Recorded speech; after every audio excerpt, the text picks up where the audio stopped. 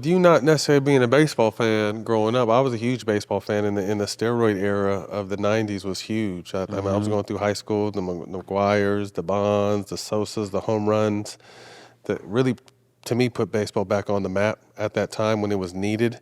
Thoughts on guys like Bonds and Sosa that have that stigma, and obviously rest in peace, Pete Rose. We just lost Pete Rose, who wasn't in, but it wasn't for steroids, just for other reasons. Guys like that are kind of that we all know are great players, but will maybe never see the Hall of Fame. What are your thoughts on that? I mean, that's tough because there's just two sides to it. There's your opinion. You can stand on. There's no real gray area. It's like, did you use steroids or not? And whether it didn't, whatever, actually doing the act of hitting the baseball over and over and over again, like that takes just pure talent. Like for him to take balls and every time he hit the ball, it was a homer. Crazy. Like that's just some of that. I mean, I'm not saying I don't know about none of that. That's just pure talent. Just hitting the ball, because he was hitting the ball before he started getting the big hit. That's what I'm saying. He was already nice with the Pirates. What those guys, they were already. They didn't like. That didn't help them. If they took it, it didn't make them who they were. They were already them. They were already them. You know what I'm saying? So, it really just depends on. I mean, I think you should be in, but there's. It just depends on who you are. Whole game. Yeah, it is. Thoughts on, do you pod during the season? Yeah, I do. So guys like Paul George, who's in the space and his show, he was taking heat early on because people said that he had more podcast episodes than games played. Crazy. But as someone, as baseball is like you said, you don't figure it out. You're going to fail a lot in that game and still be successful.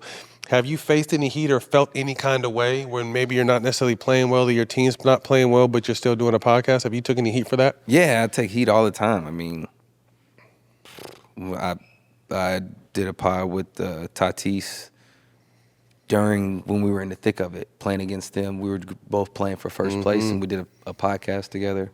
Really, when I started it, really the whole time I've really gotten.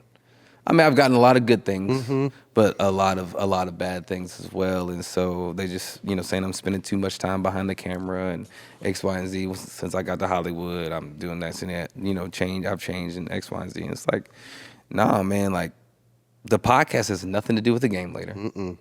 Nothing to do with the game later. And I'm not going to be playing my whole life.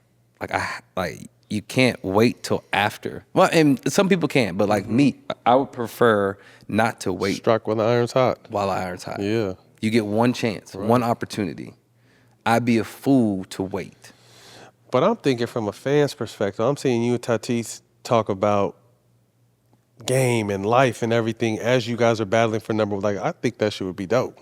I thought the same thing. But I think the diehard fans that are diehard Dodgers or diehard San Diego don't want to see that. They don't want to see.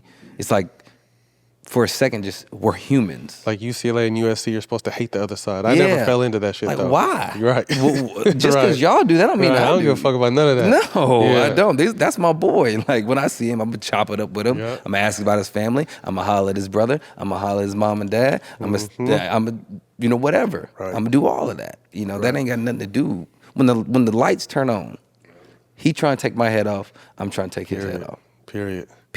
But as soon as it's off, it's a brotherhood. And only 750 guys make it. Those are out of all the people in the world. Man. Those are your brothers. Gino, you got a question in the back, Gino? See? Hating. Oh, for the podcast. It sound out like, but why was you hating on it? Talk to him why. That's just what he do. That's what he known for. But I'm a big fan. That's his MO. So because they was talking shit about us. That's his MO. Because they was talking shit about us.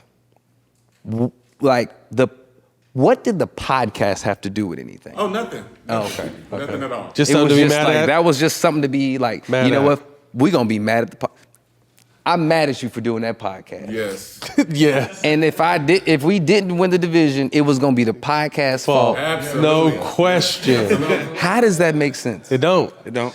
But just to give you a little context to him, And he's so a he's a spokesperson So he for the loves haters. he loves he loves the Lakers and the Dodgers, and we have a segment on another show. He's the neighborhood hater. So, but He's he's the the neighborhood insider. He knows all about you and everything about the Lakers. So like he's been a- talking shit. Oh no, he the one holding the hate. He the no, holding he hating conferences. he loves you He hold for conferences where all sure. the haters show up and he asks them what y'all want to He hate on. loves you, and but shit. he's one of those delusional LA fans where basketball's life, baseball's life. You can't do nothing else. Like you're just supposed to be an athlete. That's who he is. Okay. Yeah. Okay, right? I feel it. I'm separating it. Yeah, I'm separate them. separating it. Yeah, okay. I got He you. said I'm gonna separate. Who is Mookie outside of baseball? Man, I'm trying to develop that right now, man. I really feel like baseball is a section of my life, and it's a section I'm very grateful for, and it's a section that really has led me to be here today.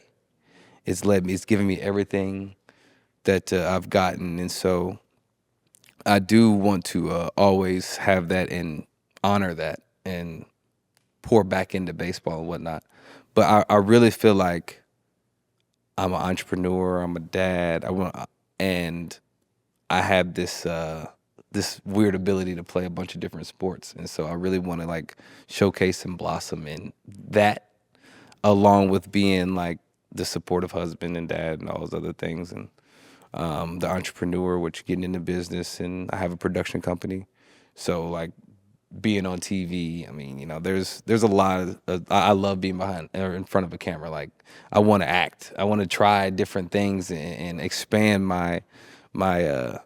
I really feel like I'm complex. I'm a really complex person, but baseball really kind of does a good job in defining me, or does a good job in getting me to where I want to be. Should I say, like places like this? But I want to really step out and broaden my horizon and see what's out there, because I got 7 years left. This episode is brought to you by Boost Mobile. Boost Mobile is now a legit nationwide 5G network. I know we stay joking, but let me take a second to put on my serious voice, because this isn't a joking matter. Me personally, I would never joke about a 5G network that has invested billions in building 5G towers across the country. Me neither. Not even once. Me neither.